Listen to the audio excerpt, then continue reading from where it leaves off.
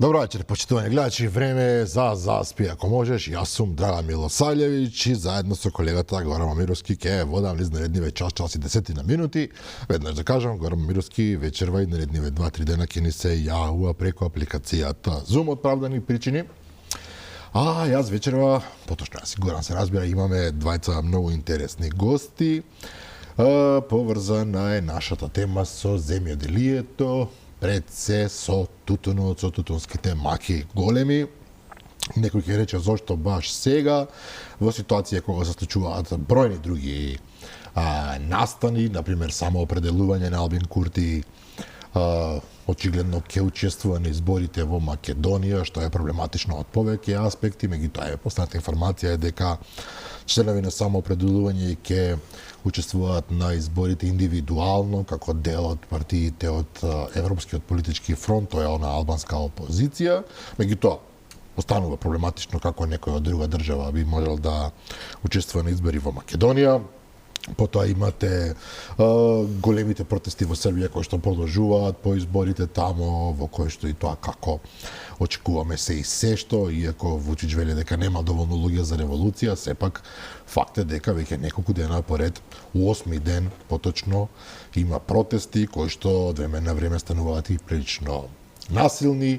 Финансиската полиција влезе во градот Скопје, ги испитува оние пари дадени за новогодишното украсување и еден куп број други теми кои што се исклучително интересни, меѓутоа да не се лажеме, земјоделците се тие што не ранат. Народ ќе каже, но земјоделците се тие што ни носат леп дома и без нив работите, ако тие не се задоволни, не може да бидат добри за никој од нас. Од таа причина вечер разговарам со господинот Ѓорѓи Каракашев, председател на Националната земјоделска мрежа. Да. Добра вечер. И господинот Васко Јосифовски, представник на Тутунското здружение Тутунска надеж. Добра вечер. Добра вечер. Ви благодарам за тоа што прифативте да гостувате вечера во нашата емисија. Убедени сме дека проблемите на земјоделците порано или подоцна мора да бидат решени, затоа што тоа е начинот во земјоделска држава на крајот на криштата работите да одат напред. И со оглед на тоа што незадоволство има практично во сите сектори, а сега е најактуелен вашиот сектор, конкретно каде што вие доаѓате, тутунарскиот, каде што започна чинам веќе сезоната на откуп на тутун, решивме да поразговараме со вас. Господине Каракашев, да почнам прво од вас. На 15 декември започна сезоната на откуп на тутунот. Информациите се дека до овој момент се продадени релативно малку, дали околу 500 тони, поправете ме ако грешам со некои информации, а причината е во исто време многу едноставна и многу страшна. Цената која што ви ја нудат откупувачите на тутунот е многу помала од онаа која што објективно треба да биде и која што вие претпоставам со право ја барате. Така. Значи вака сега, официјалното откуп на тутунот почна на 15 декември, тоа е според законски пропишениот рок, тоа е редовен откуп на тутунот и мислам вака сега според закон треба да почне, меѓутоа не е почнат. Тоа за жал се случува прв пат во државата, а причините ќе ги кажеме кои се. Значи причините се за тоа што ни се нудат цени што се испод производните цени. Значи нашите производни цени и производни трошоци не можат да бидат покрени со тие цени. Заради тоа ние на 2.12 организиравме една трибина, јавна трибина во Прилеп. Во Прилеп, каде на друго место? Па значи се сретнавме со нашите колеги да предискутираме за целата ситуација, да видиме кои се нашите, значи каква е ситуацијата и што можеме да понудиме и што можеме да побараме како решение. За жал, мислам, како одлука е падна, дека ние треба да се обратиме до ресорното министерство со барање да ни испадне во сусрет со едно медијаторство, да седнеме да разговараме со откупните фирми и да можеме да најдеме некое решение, значи некое решение на обостранно задоволство и на откупните фирми и на тутунарите. Меѓутоа, ова се случува отприлика 2 недели пред да почне откупната сезона. Значи да, 2 недели, значи тоа имавме време, имаше време и министерството. Еве да ви кажам официјално денес стаса дописот од министерството во кој министерот значи се оградува од нас и се зборуваме за министерот Лјупчо Николовски. Да, министерот за земјоделие Лјупчо Николовски и во писмото во дописот, значи тоа го добивме дека не сме релевантни за преговори. Дека релевантни структури за преговори се подсекторските групи, односно Сојузот на земјоделски здруженија представено од господин Менде Стомнарски. Ве молам да ми го објасните ова. Не сте релевантни. Вие имате здруженија на тутунари во кои што се застапени прилично голем број на заинтересирани страни. Имавте трибина, рековте, на 2 декември, на кој што се појавија еден голем дел од тутунарите од Прилепско. Така. И Прилеп и околината, така. Меѓутоа, испраќате коректно писмо до министерот во кое што барате да се разговара на крајот Да на се разговара, точно. да се бара решение. Да се бара решение, меѓутоа чекате колку веќе, тоа се 20 на дена. 20 дена, да. 20 дена и после 20 дена, среде откупна сезона, ви пристигнува од него писмо дека вие не сте релевантни да се разговара воопшто со нас. Дека, значи, имат разговарано во подсекторски групи, дека имате организирано средба меѓу Сојузот и откупните фирми. Еве, сега сами сте свесни и сами гледаме што е резултат, продукт од сето тоа. И колку се они, значи, одработиле. Затоа што ако се одработиле, значи, ќе го немаме сега овој класичен бојкот што го имаме од страна на тутунарите. И тоа е еден вид знак дека буквално ништо нема сработи. Значи не ја завршиле својата работа. Велите подсекторски групи кои што треба тоа да тие се релевантни според министерот. Меѓутоа, што и да направиле, еве, условно направиле нешто, господине Вацко, со вас да продолжиме, реалноста е на теренот дека има тивок бојкот, да речеме, или отворен бојкот на продажбата на тутун. Јас би рекол дека се случи еден тотален бојкот на продажбата на тутунот. Можеме ли да направиме некаква паралела? Минатата година биле продадени 17 милиони килограми. Да. Оваа година се очекува да бидат, за жал, помалку. Да. Зборуваме за 12-13 милиони килограми. А до сега за овие 10 на дена се продадени 500 тони, што е, мора да признаеме, сразмерно многу малку. Фактички, откупот е на некој минимум. Како некој што рече, ако добро забележав, продал тој што морал. Точно. Што немал каде, па продал. Оние што немаат од што друго, оние што мораат да продаваат и обично се продаваат во вакви ситуации најниската класа на тутун. Она што е едноставно отпадок, тоа се продава. Квалитетниот тутун се зачува за евентуално подобри времења, да се надоврзам на Ѓорѓе, колку сработиле подсекторските групи, колку сработиле Сојузот на земјоделски здруженија во интерес на тутунопроизводителите, се гледа од самата ситуација на терен. Значи, доколку биле релевантни, тогаш немаше да имаме оваа ситуација. Релевантност значи и поттикнување, и застанување на здрави нозе и остварување на целите. Така. Сега кога сме околу целите, господине Каракашев, малце специфично презимето. Цената која што е нудат од купувачите во овој момент е 300 денари за килограм. Така. Вашата понуда е двојно поголема. Односно, вашето очекување, ќе кажеме, двојно поголема, прилика 600 денари за килограм.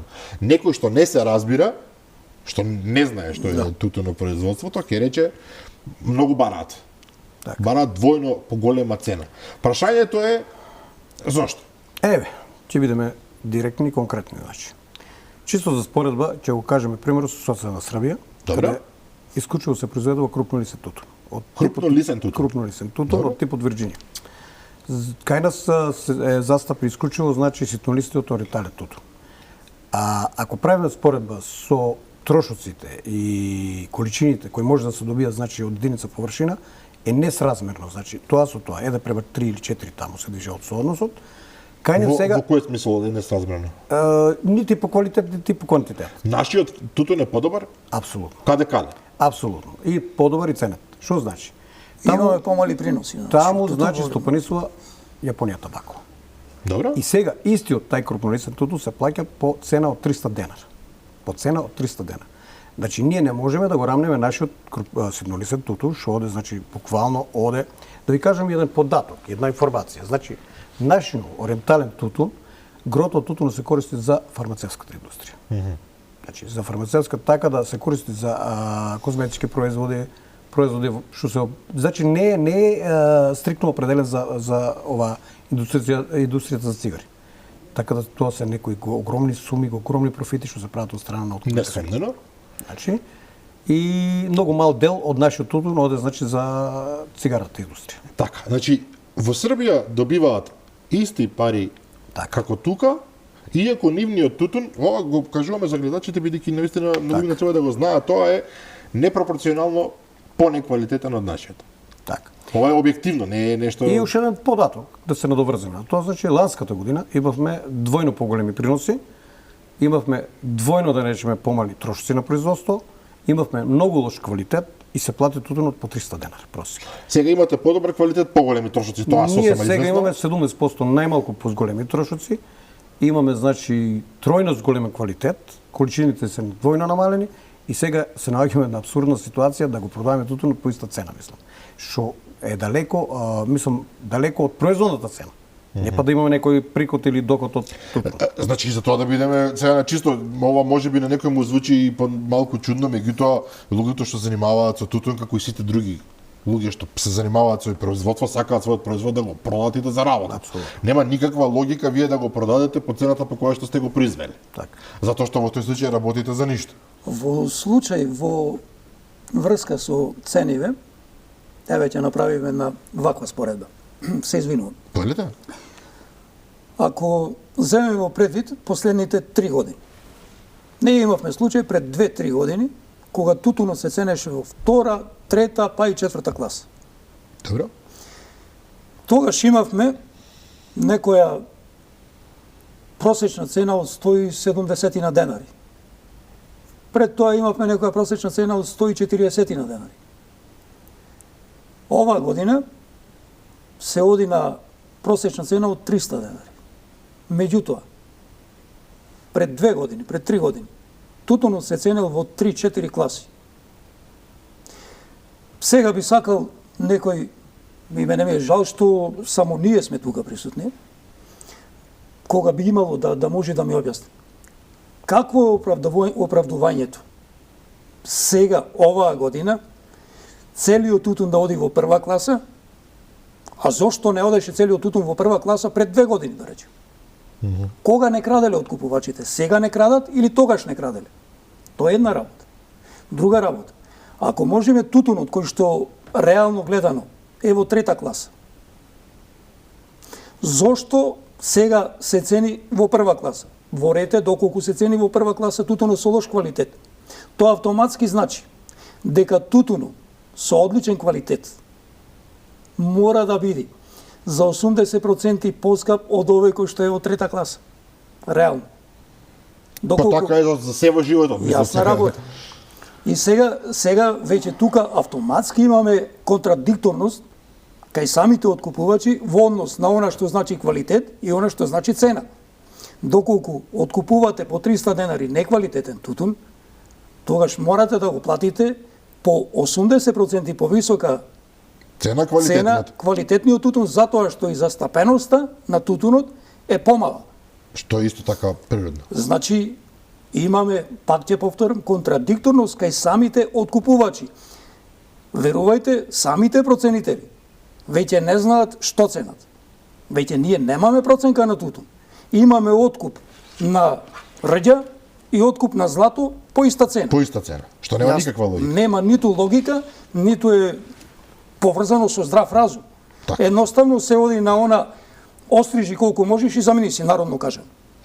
Ајде, Горан, деве да го вклучиме Горан во целата приказна, малку беше, имавме проблем со линијата, Горан во текст сепак со целата приказна.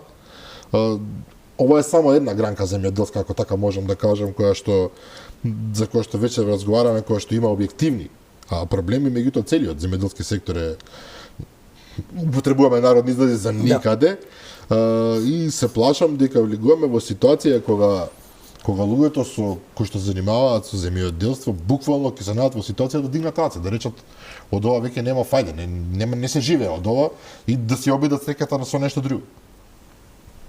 За жал, Драган, свесни сме дека подолго време веќе тоа се случува и заради тоа еве и подолго време се договараме со луѓе кои што се директно инволвирани во земјоделието да проговориме, не сакавме со експерти за земјоделие, не сакавме со луѓе кои што тоа име некаква професија да работат на грбот на земјоделците. Сакавме со изворни земјоделци кои што точно знаат што се случува.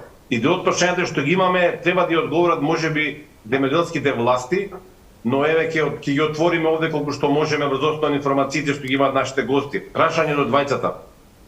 Зошто министерот за земјоделие не сака да разговара со вас? Без разлика од која организација доаѓате, без разлика од кој дел од земјоделието доаѓате, без разлика дали сте помали или поголеми земјоделци, која култура одгледувате. Зошто еден министер за земјоделие не би сакал да седне со обични земјоделци и да поразговара што е проблемот, каде може да се најде решение, што е тоа што треба да се смени за да имаме поголем приход, заради тоа што за тие граѓани што не зна, поголем принос во земјоделието е тяр не само за земјоделци, тяр е за сите нас.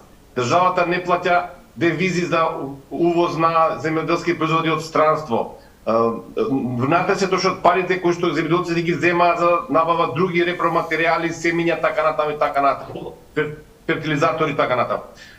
Да се вратам на прашањето, што мислите, зошто министерот за земјоделие или некој од неговиот кабинет не сака да разговара со вас? Што се спорните точки кои што него ќе го болат во тие разговори? Може да одговорам. Значи вака, ако зборим за тутунот, генезата на проблемите датира од пред 3-4 години, кога се изврши промена на одредени членови во законот за тутун. Таму се измени еден член, клучен член и многу битен член, кој у претходниот закон значи забрануваше увоз на суров необработен тутун. Со самата промена законодавецот значи дозволи увоз на суров необработен тутун во Македонија. Со тоа ни се створи нелојална конкуренција и почна доаѓа неконтролирано значи прилив на тутун од странство. Под кои услови, како тоа не знаеме.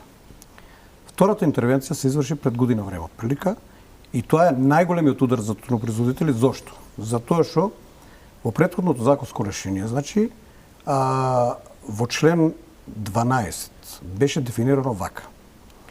До пред почетокот на склучување договори, а тоа е 1 март, значи тутунските комбинати беа задолжени да достават значи предлог верзија на договорите. Во кој договор ќе биде утврдена и цената и критериуми, услови под кои ќе се произведува тутун. Сојузот имаше овластување, значи 5 дена да даде потврден или негативен одговор на тие предлози. Меѓутоа, доколку дадеше Сојузот негативен значи предлог, мораше тутунските комбинати да го прифатат предлогот на Сојузот. Значи во тој случај тунарите беа заштитени и така рече може да се договарат околу условите и цената на производство. Добро, и потоа се менува? Пред година време законодавецот го смени тој член, во кој член сега стои вака. Значи, се задржува тој рок од 5 дена пред почетокот на склучување на договори, меѓутоа овој пат не е мериторно значи мислењето на Сојузот. Значи, тоа што ќе го предложат откупни фирми, тоа станува на сила. Вие можете да си кажете што сакате, ама нема каде да слуша. Значи нема правно действие мислењето на Сојузот. Што значи Сојузот во овој случај е фигуративно само. И зошто е ова направено според вас? Па најверојатно ради неодредени манипулации. Исто, на луѓето им се подметнаа да речеме на некој манипулативен начин им се подметнаа договори, дури мислам ти беше и вон законските рокови. Тоа се склучуваше, требаше да се вклучат до март месец, така? Па ја овој ден денес немам договор кај мене. Па има немам примерок од договорот, инаку имам договор. Два клучни момента се оба кажав, туштеншка да го повториме. Прво се дозволи неконтролиран увоз од некаде. Од некаде, да. Тутун, суров необработен. И второто ориентален тутун. Да, тоа што вие фактички го одработувате, ова е многу важно, да. Значи ви прави нелојална конкуренција и второ ви велат сега со новиот закон тоа што ќе предложат откупните фирми, тоа е тоа. Така. Значи во бизнес логика, во капитализам колку што јас разбирам, секогаш има моите услови, твоите услови, пак да се најдеме на средина. Со ова практично вас ви велат вака стојат работите, ако сакате добро, ако не. Значи фактички што ни велат? Ни велат дека, знаете што, вие не ни требате, ние ќе земеме од друга страна. Ќе земеме од странство во превод? Не е во ред, точно, ама не е во ред да се дозволи увоз на нешто што државата го има во изобилство и го извезува. И го извезува. Сега ние сме извозници на тутун. Во државата влегуваат на 130 милиони евра годишно од извоз на тутун и овие одеднаш сега форсираат увоз на тутун. Чекајте бе. Ова нема никаква логика, морам да признам. Ова е далеко од здравиот разум. Друга работа што ни се случува. Веќе почнуваме, оние кои што треба да го работат, почнуваат да креваат раце. И сега што ни се случува нас? Креваме раце од едно. Не оди пченицата, креваме раце од пченица. Не оди тутунот, креваме раце од тутун. Не оди пиперката, креваме од раце од тутунот. Па што ќе работиме ние? Не можеме сите ние да бидеме министри. Имено. Тоа ќе беше следното прашање. Колку луѓе се директно вклучени во тутунопроизводството? Што е да огромна бројка и вака сега, значи тутунот не е само производна гранка од земјоделието, тоа е некоја социјална категорија на луѓе, затоа што единствената екзистенција се оствара токму од тутунот. И тоа не е мала бројка за замерување, негде околу 70 до 100.000 луѓе се занимаваат од тутун, со производство на тутун, и може слободно да кажем дека тоа е единствен начин на заработка на екзистенција. И сега можеме да сватиме колку се размерите, мислам, поразителни за таа групација на луѓе, за таа категорија на граѓани, и тука сериозно, најсериозно треба државата да излезе во сусрет. 70 до 100.000 луѓе, Горан, верувам дека слушаш внимателно, 70 до 100.000 луѓе се директно заинтересирани за тутунската индустрија, затоа што од неа вие велите им е единствениот начин на преживување, на екзистенција, зборот е екзистенција токму така. И иако на сите е јасно дека е тоа така, тутунот кај нас не е од вчера, тоа се со генерации. Од 1662 година е тутунот во Македонија. Навистина, оваа информација не ја знав. И ова е прв пат да се случува ова што се случува. Буквално го нема никаде. 360 години веќе се произведува тутун во Македонија. Неверојатна информација, навистина ми е драго што донесена од Турција негде 1662 тука некаде во тој период е донесен од Турција тутунот во Македонија. Многу интересна информација. И сега после 360 години некој му текна практично, сега јас ова може да го преведам така, дека веќе тутунот производство во Македонија не е интересно. Тоа можеме да си набавиме од страна. Па, видете вака, логички, ние имаме некоја, како да речем, стратегија за тутун на владата, во која што до 2027 година беше предвидено наместо тутун да почне да произведуваме сусам. Добро. Ја би сакал сега, ево, пак ќе речам. Значи, затоа е она и дека министерот треба се да разговара со нас. Тоа е друга работа, што човекот нема аргументи. Тоа е друга работа колку тој си ја познава проблематиката и колку сака да ги решава проблемите.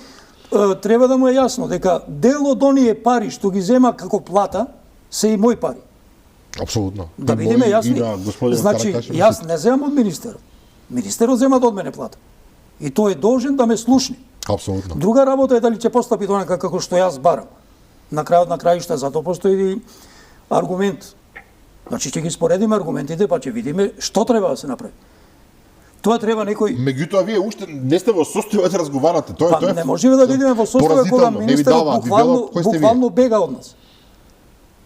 Министерот доаѓа во Прилеп, се криет од тутунарите. Во ситуација кога имаме буквално Па што прави во тутун во Прилеп ако не разговара со тутунарите? Тоа јас не сум го видел што прави. А сум го видел дека дошол во Прилеп. Ви имате сега ситуација кога владе еден хаос на пазарот со тутун во Македонија, кога е повикан да дојде во Прилеп, министерот наместо да дојде во Прилеп, наместо да се сретне со тутунари, тој оди во Делчево, во Берово, или оди во Гевгелија да пробал вино. Може би не му е дојдено до вино, може би дојдено до гостевање. Меѓутоа проблем е дека ваму направил проблем кој ние не можеме да го решиме, немаме надлежност. Тој зема плата за да ги решава проблемите. И сега наместо да се посвети на решавање на проблемите, министерот се посвети на правење проблеми, таму каде што ги немаше. Горан, не сакаме да шпекулираме, се разбира, меѓутоа баш ме интересира и твојот коментар кога државата практично работи за да упропасти една против сопствените интереси практично работи државата. Да упропасти една гранка од производството која што и може и мора да биде и понатаму да продолжи и да биде на крајот на криштата вносна за државата. Многу ми е нелогично, јас. Добро, двајцата гости дадоа вака пошироки одговори на моето претходно прашање. Мислам дека тука е суштината на проблемот. И јас повторно би инсистирал ме интересира што е тоа што го плаши министерот за земјоделие Љупчо Николовски. Што е таа тема која што би се отворила на овие разговори со било кој земјоделец, па и со вас? Вие сте сепак компетентни, релевантни, луѓе кои што живеат од земјоделието и за земјоделието, ако можам да кажам. Кои се тие теми? Дали можеби субвенциите се проблем за него? Дали можеби помошта што се дава во земјоделието? Дали можеби некои одредени конкретни политики кои што одговараат на одредени други моќници во земјоделскиот бизнис, во тутунопроизводството, во производството на цигари? Кои се темите од кои што Љупчо Николовски се плаши од вас? Тоа ме интересира и стварно инсистирам, заради тоа што и со вас разговарав, нели, веќе неколку месеци се договараме, и со други луѓе од земјоделието разговарам. Љупчо Николовски ми велат дека има проблеми направено кои што се конкретни, со конкретна причина и во интерес на одредени конкретни луѓе. Сега не знам дали вие сте патени во тие ситуации, ми тоа навистина ме интересира зошто некој би сакал да уништи, еве нека не се 100.000 луѓе, нека се 15.000 луѓе, нека се 30.000 луѓе. Зошто некој би сакал да уништи или да им отежне животот на своите граѓани, без разлика колкав број се. Ја не велам дека не се 70 до 100.000 луѓе, него велам и помала бројка да е, зошто да не се помогне? Што е проблемот за Николовски? Значи, ќе направиме една паралела, едно поврзување. Истиот проблем се случува и во лозарството, како и во тутунарството. Еве сега министерот се пофали дека имаме нов закон за лозарство и винарство и само ќе кажеме дека таму значи има дефинирано новиот закон, една нова измена да се утврдуваат производни цени. Меѓутоа тука се застанува производни цени. Што се тие производни цени? Значи, окей, не треба да бидат дефинирани овие производни цени. Меѓутоа, што потоа? Еве ќе ви кажам што се случи оваа година во Тиквишијата. Тиквишијата оваа година имаше само негде околу 26.000 тона грозје. Тоа никош во историјата не се има случај. Претходните години, кога беа родни години, беа од 250 до 300.000 тона. Тој 10 пати помалку. Да, 7% од тој капацитет што го има Тиквишкиот регион, значи 7%. Тоа е многу малку, значи. И сега што се случува? Кога сите, значи, очекуваат да добијат некоја реална цена, економска цена или да го искористат тај момент, клучен момент, знаете колку им го плати грозјето? 17 денара. Што не им покриваше ни производна цена. Чисто за споредба во Србија, значи откупната цена на грозјето оваа година беше евро, Хрватска беше евро и пол, значи збореме за високо грозје, Црна Гора 2 евра. А кај нас тоа е четвртина 17 денари. Прилика четвртина евро. Горан постави едно одлично прашање. Појете Станковски. Сега вака Јосифовски. Јосифовски се извинам. Сега ќе дадаме конкретен пример. Пред известно време директорката на Управа за јавни приходи соопшти дека најголемиот износ на бруто исплатена плата во Македонија е 195.000 евра. Да, така и дека таа сума ја има лице поврзано со трговија на тутун. Од тука јасно е во која насока се движеле активностите на министерот. 195.000 евра плата за еден човек од тутун се многу. Од било што се многу, да не се лажеме. Добро, да речеме од тутун, пошто ајде од тутунот се земале многу пари. Меѓутоа се работи за огромна пара. Или да речеме исплата на субвенции за жито, каде што имаме според министерот во многу наврати кажано зголемен обем на засевање на површини. Зголемен обем на исплатени субвенции. Меѓутоа имаме драстично намалување на предадена пченица. Значи имаме помало производство, зголемени субвенции. Каде одат тие пари?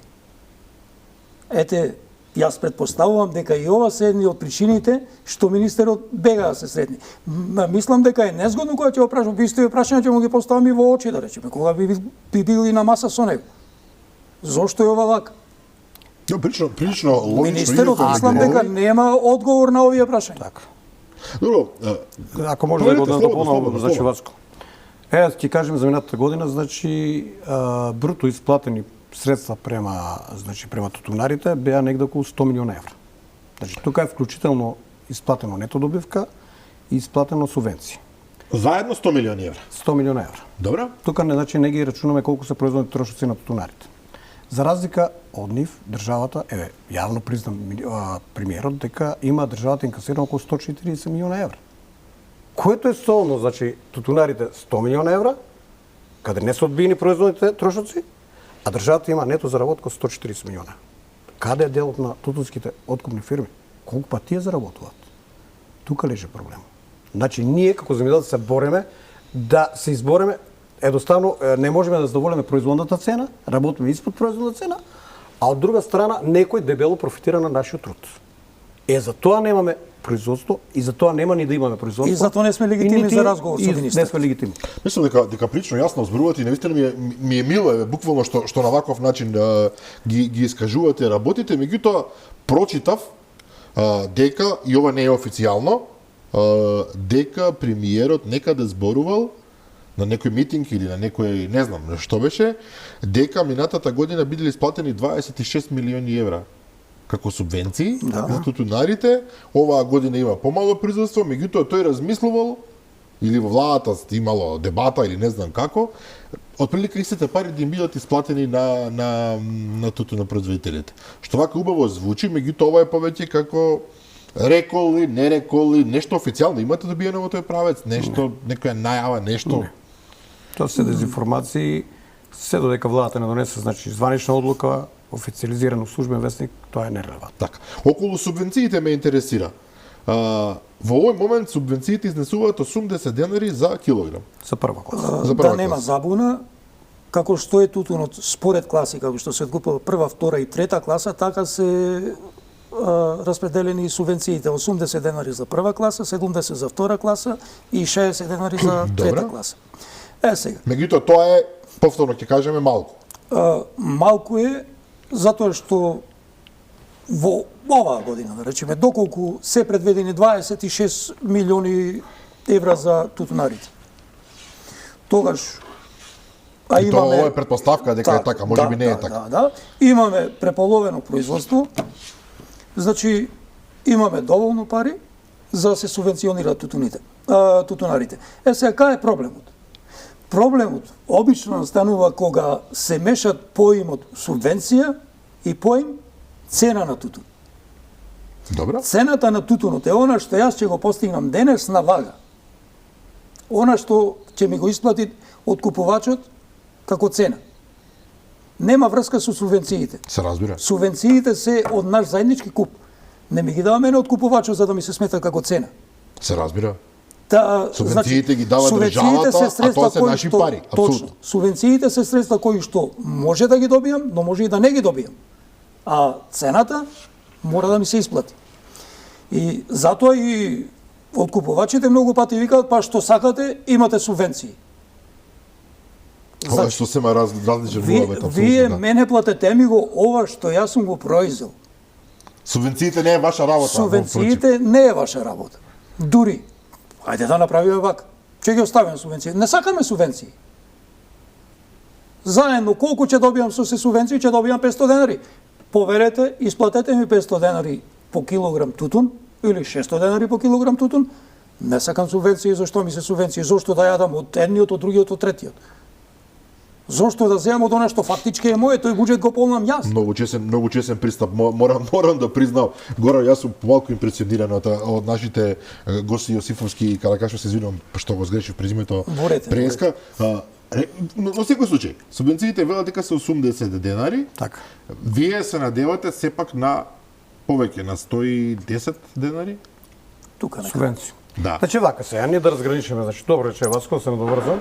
Една работа е значи субвенциите, друга работа е Вред. Тоа значи цената, односно откупната цена. Значи тука мораме да дефинираме што е производна цена, што е заштита, што е економска цена. Ние значи сега збориме за некоја производна цена од 300 денари, така? Да. Значи ние мораме да имаме добивка на таа на таа значи на тај производ.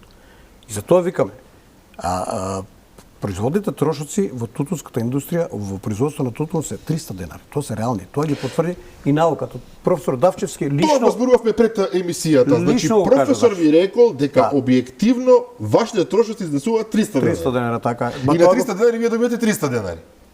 Да.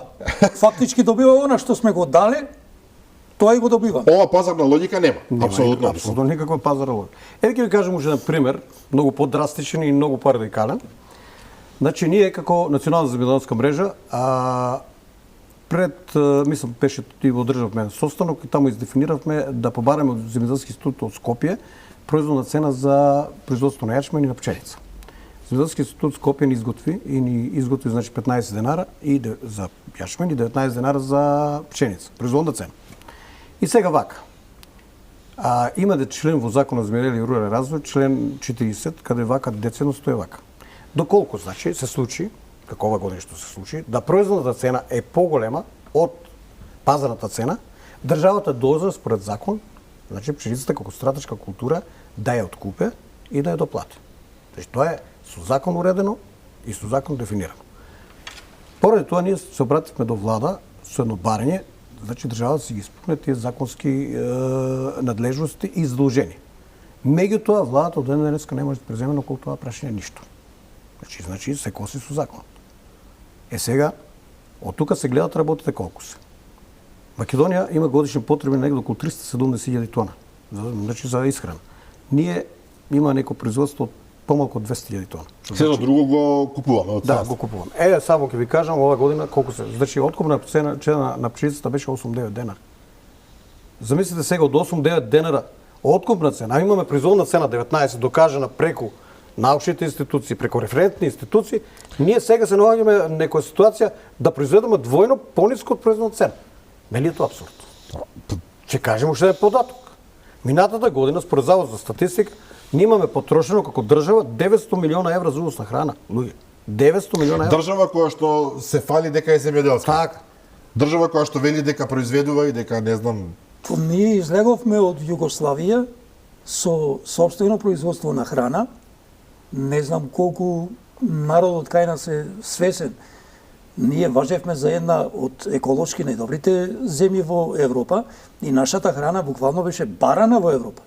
Ние имавме извоз на пиперка. Ние се соочуваме денес со еден Јас до неодамна мислев дека е така се уште, тоа е најголемата. Ние имаме еден абсурден проблем. Трагедија. Тогаш немавме ниту еден преработувач на пиперка во Македонија и имавме цена од некаде половина евро. Што ќе речи 30 на денари. Денес имаме куп преработувачи и имаме пониска цена од онаа што имавме пред 30 години. Кога се давала, не знам, во Словенија да преработува? Ја дававме во Словенија, наши шлепери со наши пиперки заминуваа во Шведска, Норвешка, Данска. Не се луди тие тамо на запад да купуваат така речени. Сега и наеднаш ние дојдовме во ситуација да ни се соли дека нашата храна е со премногу пестициди, со премногу она, а од друга страна, истите тие производи, истите тие пиперки, истите тие лубеници, сето тоа се откупува од нашите преработувачи и се плаќа по цена што е пониска од она што била пред 30 години. Добро, јасна е злоупотребата, меѓутоа мене ме интересира и ова е прашање на вистина што ме интересира. Колку е здрава нашата земјоделски култури? Можам јас да ви кажам одговор на тоа прашање. Значи, ќе ви спомнам само за ресетската јаболка. Значи, тие до пред кризата во Украина што се случи, значи извезува, има голем извоз за јаболка на руските пазари. И сега што се случува?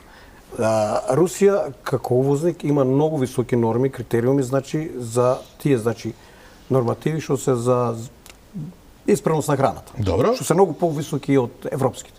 Така да ако успеавме ние да продаваме јаболка на рускиот пазар, значи тоа е веќе знак дека нашиот производ е здравствено исправен и дека ние имаме здрава храна. И што де факто се потврдува. Значи ние имаме извоз каде да имаме секаде. Може би некаде има тук таму некои инциденти случаи, али тоа многу ретко се случува, да речеме. За среќа ни во Македонија уште јадеме здрава храна. За разлика храна што влегува кај нас сега што ја спомнав од увоз. Тука е прашање колку може Државниот земјоделски инспекторат, значи или санитарната фитосанитарна инспекција да врши увид, пошто кај нас има масовен прилив на увоз на храна, не контролирано. Сакате да кажете дека нема доволно моги знаење, желба можеби, сето тоа да се сега провери? Желба не збореме за желба, али капацитет, дали имаме тоа да го следиме, да го контролираме, тоа е прашање, значи.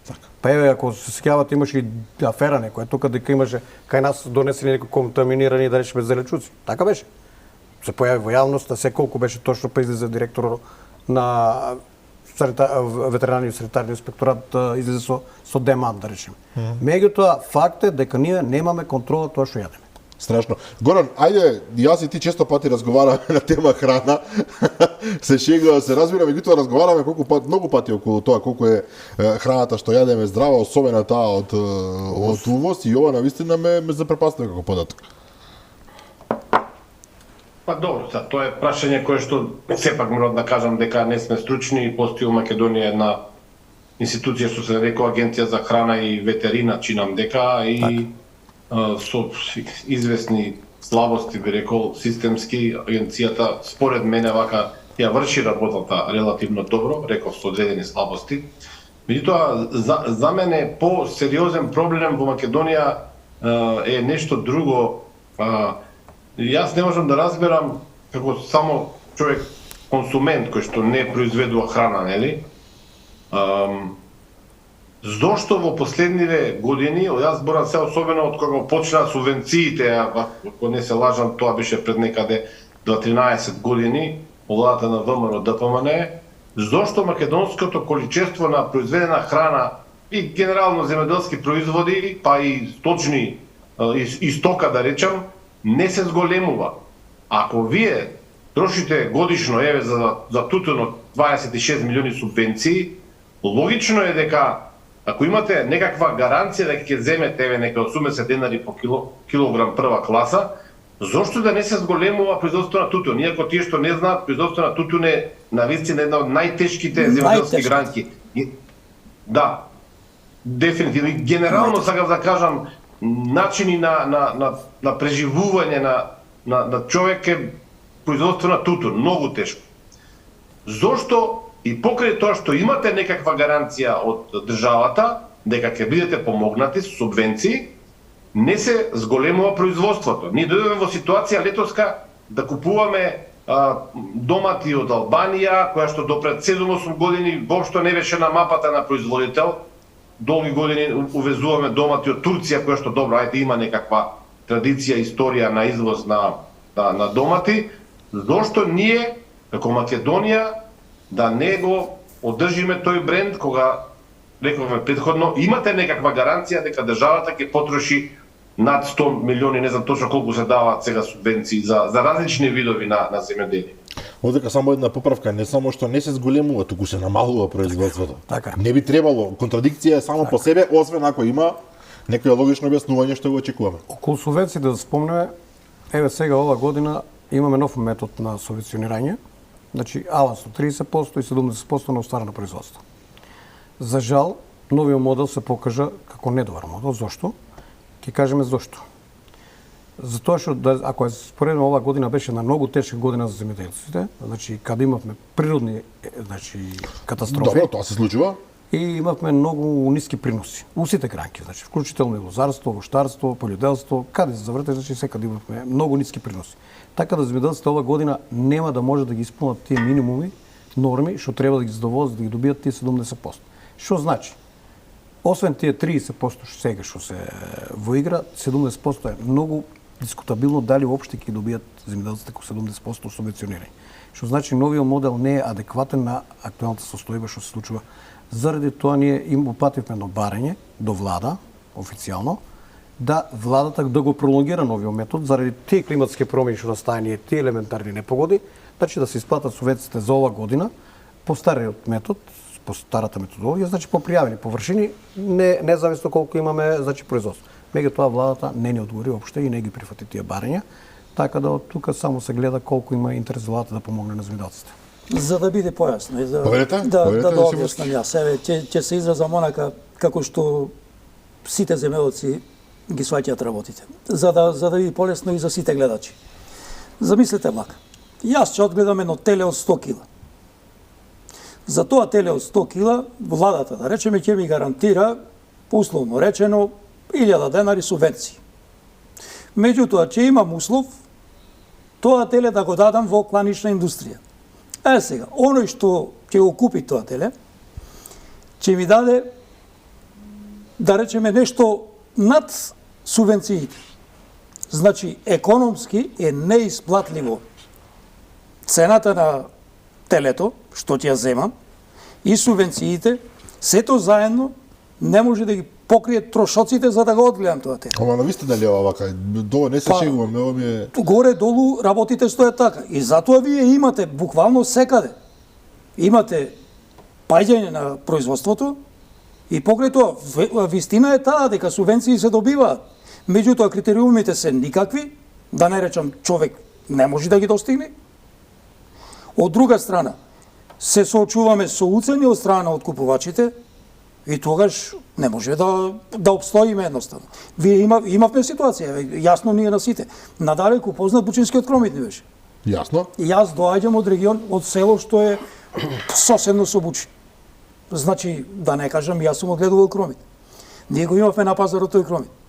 Беше многу ефтин. Се случуваше во добри години Црна буквално да биде блокирана течението на реката со кромит. Моравме да го историја, немаш кај да го продајме. Сега дојдовме во ситуација килограм кромит да го купуваме ние по селата што сме оставили, вие во Скопје можеби и 120 денари го плаќате, не знам. Не сакам, не сакам да влегувам во темата, многу е страшно. Ние го плаќаме 45-50 денари. Значи дојдовме ние што го произведувавме, видовме нема економска логика, не е исплатливо, не го произведуваме. Тоа е она уште на самиот почеток што го реков. Значи, се откажавме од едно, од друго, од трето. Ние буквално се откажавме од се. И веќе немаме ништо да работиме. Ви кажеме на работа. Тоа беше некаде пред 5-6 години. Кога синот мој реши да се вработи, некаде настрана од село. И татко ме погледна, века, добро ведете, зошто јас купував земја, ми? И ја еве денеска се прашува. Зошто татко ми купуваше земја и зошто јас сум се борел да ја зачувам таа земја? Кога буквално нема кој да ја работи. Ја не можам детено да го натерам оди работи за без пари. Не можам да го натерам оди работи затоа што министерот треба да јаде, затоа што децата на министерот треба да живеат на твој грб. Тука да расчистиме една работа.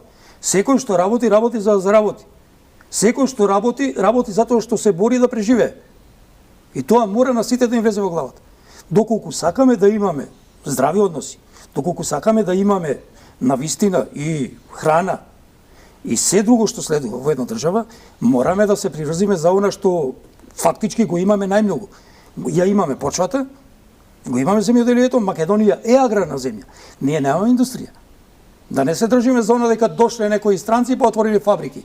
Тие не дојдоа тука затоа што многу не сакаат, дојдоа затоа што некој треба да им робува. Апсолутно. Ние имавме, значи, јас идам во ситуација, наместо да бидам газда на моето, да го оставам моето и да одам некаде да работам во некоја фабрика. Јас сум морал од земјоделец да станам мајстор, да земам Теслата, мислијата и да одам да се бесам по чатиите. Зошто? Зошто да не можам да бидам газда и да живеам од мојот труд како земјоделец? Јас живеам на село. И зошто сега некој да ме брка од тоа село? Ја имам имот околу куќата. Зошто тој имот да не го работам? А нема да го работам доколку потрае ваква ситуација. Ме оставивте без зборови, морам да бидам искрен во ова овој е сета случај. вистина со која што се соочуваат сите земјоделци во Македонија. Знаете како, ние имаме една представа дека е тоа така, меѓутоа кога човек вака сликовито ќе го објасни, некако подиректно допира. Верувам дека и до гледачите што ова го слушаат и гледаат сега. Уште еден доказ, уште едно укажување на или одговор на прашањето на Горан. Зошто министерот бега да се сретне со вас?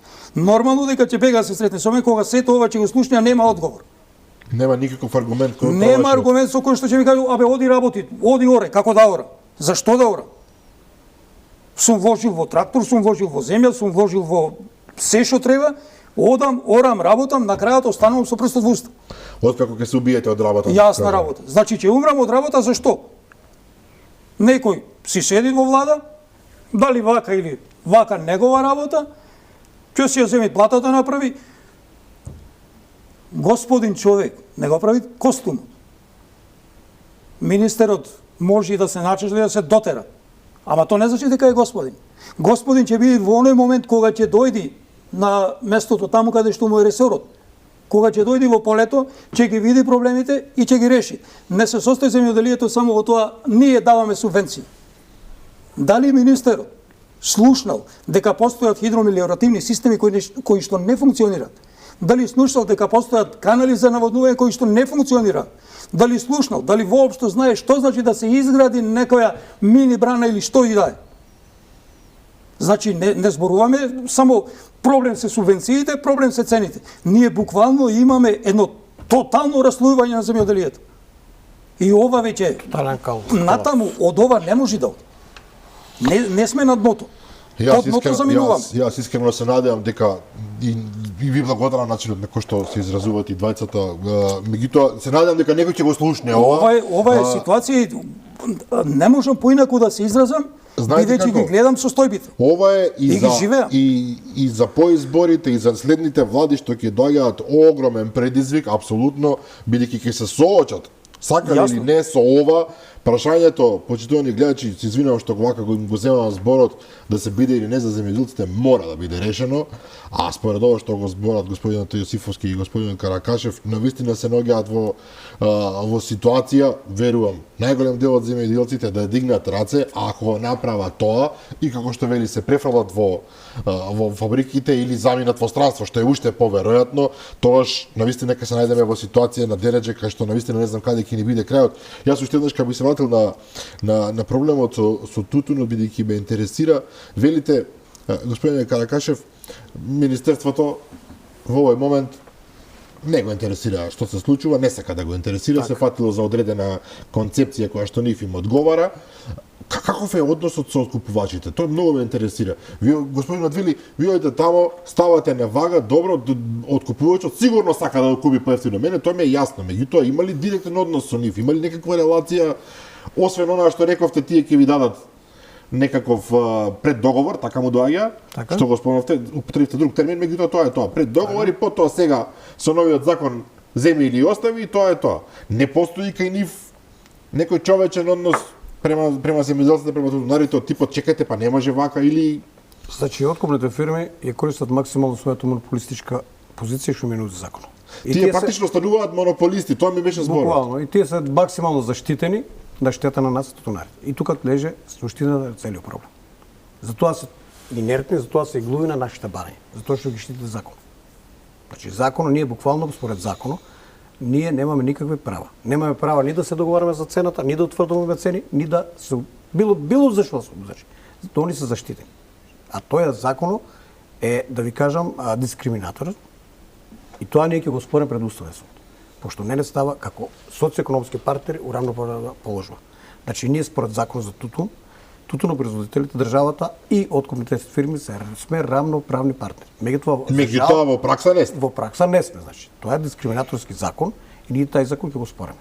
Затоа што ние немаме буквално никакви права, немаме начин како да се договараме околу нашиот производ. Не е логички у пазарна економија ти да наметнуваш монополистичка позиција на некој фирма. Иако ако не се лажам, монополот како начин на функционирање е забранет во повеќето капиталистички земји, па и нас веројатно. Монопол некој не смее да има економија. За жал не е пазарна економија. Монопол не би ни смеел да има според логиката на нештата. Бидејќи кога има монопол, тоа е тој што одредува како стојат работите и тој. Па тоа е секаде се случува, тоа се случува и во лозарството, тоа се случува секаде, значи. Секаде имаме големи компании што диктираат цените, ги диктираат значи тие темпо колку ќе се откупува, по кои цени, кои количини и така натаму. Тоа значи дека законот мора да се смени сега одека да не бидеме драстично. И тоа сите закони треба драстично се променат што се поврзани со што регулира проблематика земјоделие. Знаете, сега ова го зборувам како лаик и знам дека не сум во право, меѓутоа во разговор со луѓе што немаат врска со земјоделство, велат што сакаат тие.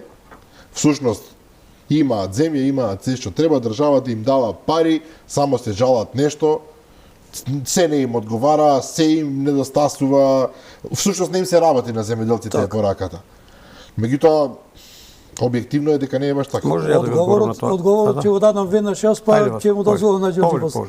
Со сите оние кои што мислат дека земјоделците не сакаат да работат, дека ете им се дава многу.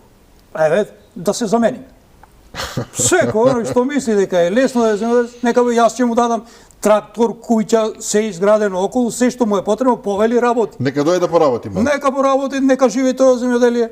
Па јас ќе полежам малку било такси радете, година, две, колку што треба, нека лежам во град.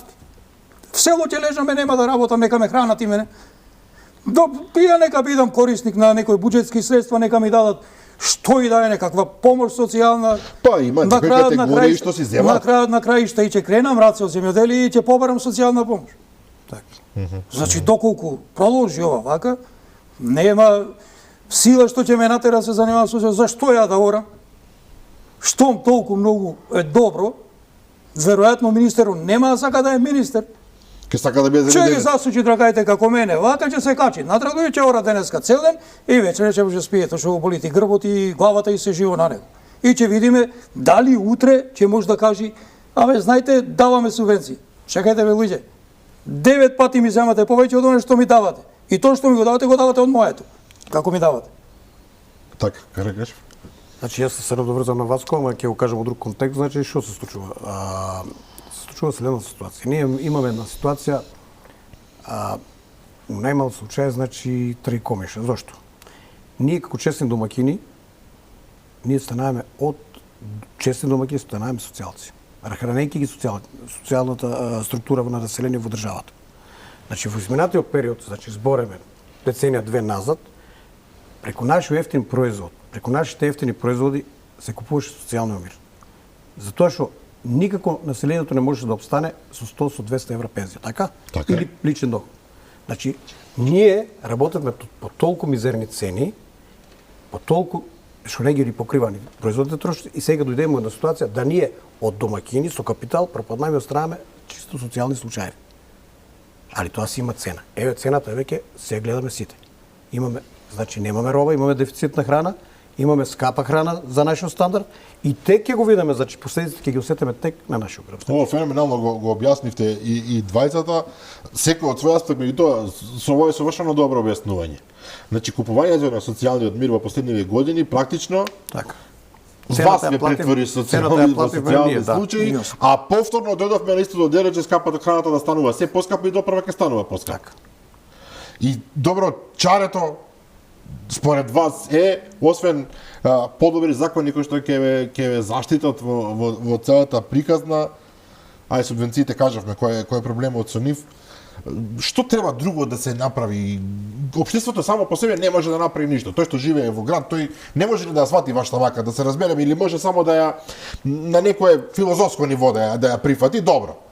Меѓутоа, тие што се задолжени, објективно државата, власта, што може треба да направат освен да донесат неколку законски одредби кои што ќе бидат во ваша... Значи, проблемот и решението е во надлежните институции. Зошто?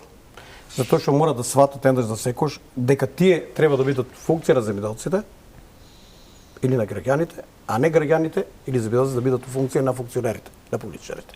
Таа улога мораме еднаш за секош да ја смениме. Значи, ако сакаме да имаме прогрес во општеството. Ако не, ситуацијата не дека ќе биде ваква, него ќе биде уште полоша. Не може, добро рече Васко, да ние од кабинети да управуваме, да креираме политики, да креираме, значи, стратегии, а немаме апсолутно никакви допирни точки со реалноста, со ситуацијата на терен. Затоа мора да ги сменеме улогите и да сватат политичарите, да сватат, значи, тие што не водат, надлежите, дека ние сме тие за кои они треба да работат и да ги подобрат и да креират политики, за да можеме да одиме како држава и како стопански граѓани ќе додеме напред. Така. Втори Многу да предпоставуваме едноставно. монополот да се укине. Значи, укинување на монополите и проста работа е. Се што треба да се направи е да се донесат закони кои што ќе бидат издржани, И кои се почитуваат. да се запрегнат ракавите, да се работи според законите и да се престани со крадење. Тоа е. Значи, доколку се престани со крадење, се посветиме на она што треба да го решаваме како проблем, ние ќе немаме проблем. Земјата дала, Земјата дала, Господ створил, грешката е во нас што не знаеме да го искористиме на што го имаме. Додуша, јас и Ѓорѓи знаеме. Меѓутоа работава е што оние кои што треба да го искористат нашето можење, нашето знаење, не се кадарни да створат услови за ние двајцата фактички да бидеме во служба на сите граѓани на нашата татковина. Јас кога произведувам, не произведувам за мене, произведувам за сите. Кога ќе има кај сите. Лесна работа е да донесеме буџет од 5, 6, 7 па и 8 милиарди евра. Тешко е да го наполниме и многу полесно е да го расфрлиме. апсолутно согласен. Значи, луѓе, не можеме бе да даваме 30, 50, 100, 300, 500 милиони евра таму или 1000 евра на тренирање магариња, а од друга страна како животни да ги третираме земјоделците. Тоа е неспојиво нешто. Не може и готова работа. Тие се работи кои што мора да се решат. Дали е еден, друг, петти, мене не ми е гајле кој е министар. Мене не ми е гајле кој е власт. Јас гледам да можам да живеам. Апсолутно И ова ќе остане за секогаш така, кој да е, сега, утре, други ден, кој бил вчера, завчера, секогаш биле тие работи. И затоа сме дојдени до ова. Ние денес, мене, верувајте ме фаќа така кога ќе поминам низ село кај мене. Значи, поминувам во Трновци, кој што на времето беше со над 120 куќи, постојано населени. Колку сега има? Сега дали имаме 60 населени куќи, значи на половина. Мене ме боли душата кога ќе видам испустени куќи, каде што пред само 5-6 години имало по 2-3 машки деца, по 2-3 невести, денес нема жива душа. Тие луѓе, тие мои соселани од сопствената земја, избркани се. Значи, заминаја и отиде, оставија земјоделие, оставија трактори, оставија куќи и отидоа да бидат земјоделци во Швајцарија. Значи, орат, копаат, берат зелки во Швајцарија. Во туја држава. Горан, јас морам да признам, до крајот на емисија, еве, доаѓаме, јас останав прилично без зборови, ретко ми се случува ова. Не знам за тебе. Па добро, подготовката на емисијата, бевме свесни што ќе се случува за огромен дел од нашите граѓани, нашите гледачи, ова се непознати работи, ние само со земјоделието се среќаваме кога ќе влеземе во продавница и на пазар кога одиме, кога купуваме и секогаш кога купувачот нели треба да плати, му е скапо, на земјоделецот секогаш му е ефтино. Сакав еден сплет од две прашања, иако еден од гостите го одговори веќе второто прашање. Ме интересира од тие еве да земеме конкретно за тутунот.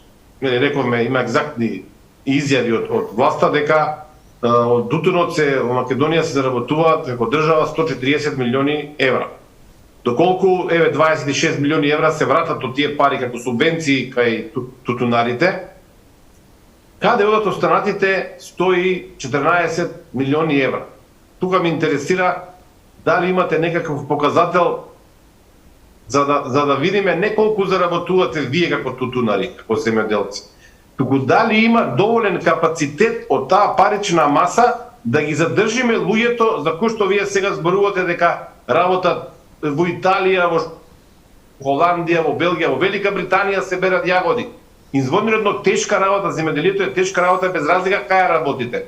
Зошто да не можат тие луѓе што си заменуваат од Македонија да работат во својата држава, да не плаќаат кирија во Швајцарија, да не плаќаат во Швајцарија други давачи кои што во Македонија објективно не ги плаќаат, имаат свој куќи, имаат своја механизација и така натаму. Значи каде одат тие пари од 140 милиони евра, остатокот е 114 милиони? Ќе ви кажам веднаш јас. Повелете. Еве каде одат.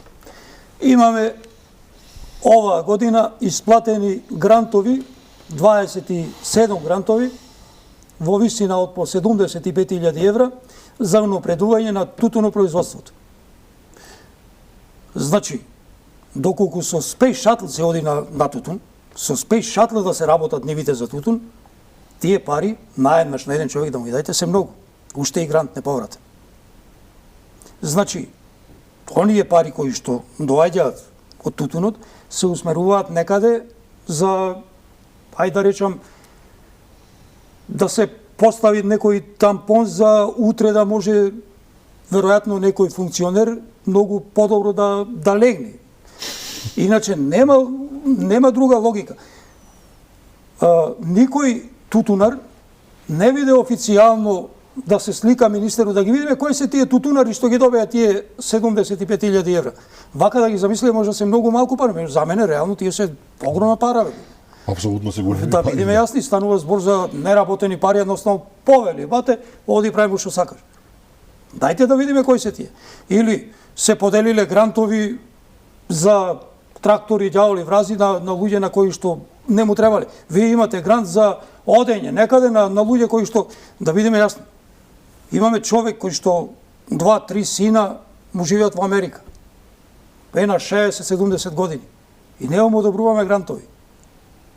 Ѓорѓи со кој е тука со неговите деца, Ѓорѓи ќе го остави со прстот во уста. Нема никаква Нему логика треба во ништо. ова. Па, Добро, а транспарентноста е апсолутно проблем е што во сето ова, во сето што се случува нема логика и нема транспарентност. Единствен транспарентни во сите овие случувања, во сите овие години сме сега во овие моменти јас и Ѓорѓи. Страшно е што се случува каде што и земјоделците исплашени за сите проблеми, исплашени од, да речам, ајде, од мазда, од купувачи, од добавувачи, од земјоделски аптекари, што ти ја знам сето, луѓето чутат и трпат. И тоа не е само во вашата ние што ги имаме област. децата тука, ние веќе не можеме да чутиме и да трпиме. Некој мора да застане на патот на ова самоволие, безволие или, како да речам, на законско беззаконие. Мора да се стави ред и да се знае дека според закон за тутун, додека трае откупот, не смее да има увоз. Меѓутоа, доколку ние можеме да постигнеме целокупно производство за потребите на нашите откупувачи, тогаш ќе забраниме увоз. Воопшто увоз на ситнолисен тутун нема да има. Ние ќе имаме тутун доволно. Ние ќе имаме пченица, знаете кога? Тогаш кога пченицата нема да се враќа со цената наназад. По која логика? По која пазарна, како да речам, логика, ланската година пченицата беше 19-20 денари. Сега е 8-9-10 денари. Што се случи во меѓувреме? Почна да врни пченица во Македонија. Не бе луѓе. Ние имаме оваа година помали приноси од лани. Значи на помали приноси имаме драстично намалени цени. Двојно. Значи нешто не е во ред со системот. У тај контекст да се доврзам на вас. Па да завршиме емисијата. Иста ситуација со оризот, да ви кажам. Значи имаме ова година имаме на пола производство на ориз. Значи Кочани отприлика произведува некаде околу 12.000 тона годишно ориз, а ова година се некаде приближно на пола, некаде околу 6.000 тона. Значи годишните потреби на Македонија се приближно околу 3 милиона тона. Што значи ние имаме вишок на ориз од 3 милиона тона. Еве, сведоци сме денеска, мислам овие денови излезе некоја информација дека имаме некој увоз од 600 тона, не знам колку таму се спомна на медиумите, така да е еден абсурд, ние кога имаме домашно производство, квалитетен ориз, ние Други имаме и вишок. Вишок, да. А купуваме од странство. А ние сега увезуваме ориз, еден парадокс, увезуваме ориз, кој ориз не е ни приближно по квалитетот на кочанскиот ориз. Кој што е класа за себе, да. Сега што е? Поентата е тука, значи да се симне таа цена на оризот, кочанскиот ориз, да се симне и да се доведе до некоја цела багателна за некој да оствари дебели профити. Тоа е играта, значи. Значи тука се работи за големи профити. Целата игра у земјоделието се врте околу профитите. Али на штета и на граѓаните, и на конзументи, и на нас како земјоделци. Тоа значи мора да се среде. Еднаш за секој да се запре. Значи ние како земјоделци повеќе нема да бидеме робови на нашата земја. Ние мораме ќе се противставиме на овие политики и еднаш за секојаш мора да се стави крај на тоа. Тоа мора да им биде јасно и на политичарите и на тие што не водат. Така. Ѓурѓи Каракашев, председател на Националната земјоделска мрежа, ви благодарам за гостувањето и Васко Јосифовски, уште нас извинувам за грешката со презимето, представник на Тонското здружение Тутунска Ако ми дозволите уште една минута. Слободно. Јас знам, свесен сум, дека утре или задутре министерот на некоја национална телевизија ќе излезе и ќе се обиде да го демантира сето ова. Меѓутоа, еве му еден предизвик. Министре, доколку се решите на демант, тогаш ќе биде фер да не повикате барем едниот од нас двајца, да можеме јавно да ви се спротивставиме. Се друго ќе биде само спроведување на слепа политика. Ништо друго. Ви благодарам наистина на двајцата. Јас велам, ретко ми се случува да не знам што да кажам после ваков разговор со двајцата вечерашни гости. Плукам јас велам на држава која што не се грижи за своите земјоделци, иако јас не сум прашам за жал, меѓутоа мило ми е што ви возможиме почитувани гледачи да согледате сликата низ вистинска приказна, би рекол, на двајца луѓе кои што се директно инволвирани во земјоделската, конкретно во тутунатската приказна, и се надевам дека надлежните, барем во овие неколку месеци што им остануваат од оваа власт, ќе преземат, ќе смогнат цели да направат нешто, а и тие што ќе дојдат по нив добро нека размислат за тоа што ситуацијата навистина излегува од контрола. Тоа беше се за вечерва, се надевам останавте задоволни, иако со горчина во устата, морам да признам, како што јас имам во моментов. Утре во 15 часот репризното издание на оваа емисија, јас и Горе Мамировски ќе ви се јавиме со нови гости во 22:30. До тогаш пријатно.